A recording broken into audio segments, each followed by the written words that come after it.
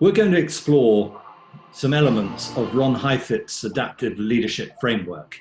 And Jeneva is with us. Jeneva worked with Ron at the Kennedy School of Government.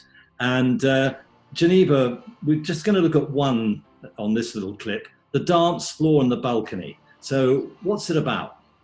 Great. It's such a helpful metaphor when we think about leadership.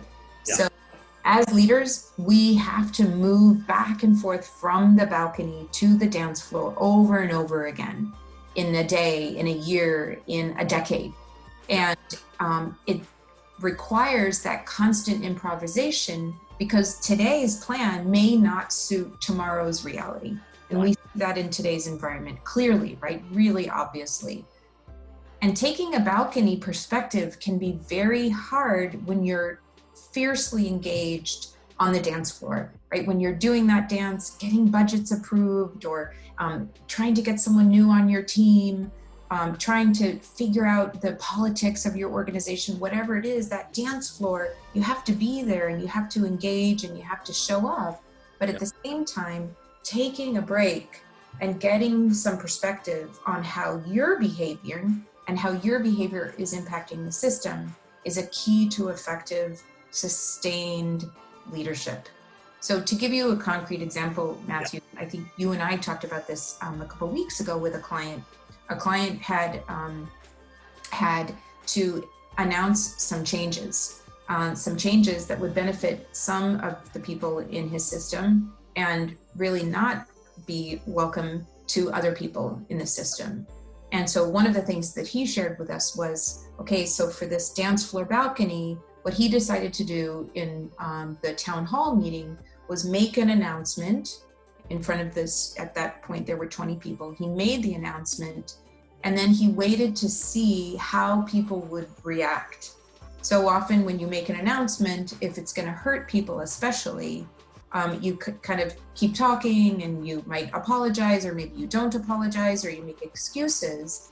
And he realized that he generally had a habit of talking a lot because he felt guilty about this. Yeah. And then in the adaptive leadership dance floor balcony framework, he said, okay, I'm going to make the announcement. I'm going to resist my impulse to keep talking, and I'm going to let it sit. This new information, I'm going to send it into the room. I have to announce it. I'm a leader. I'm responsible for that. Yeah.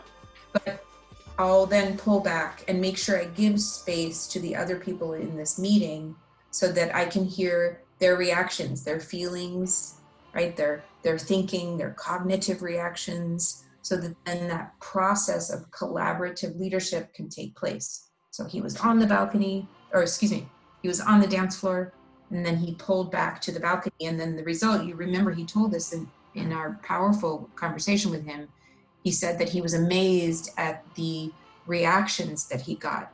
Not all of them were positive, but he felt like the trust level that he built was so important and so significant because he gave space to other people to talk. And he really got some very genuine reactions, which led to even more effective leadership down the line for the organization. Yeah, so he was able to listen to different perspectives.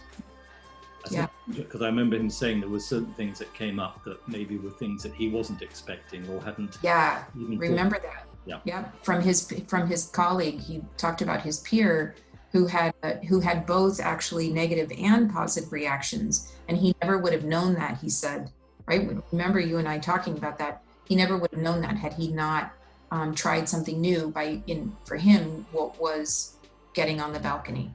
Great. So that's the dance floor and the balcony. Thanks so much. Great. Thanks, Matthew.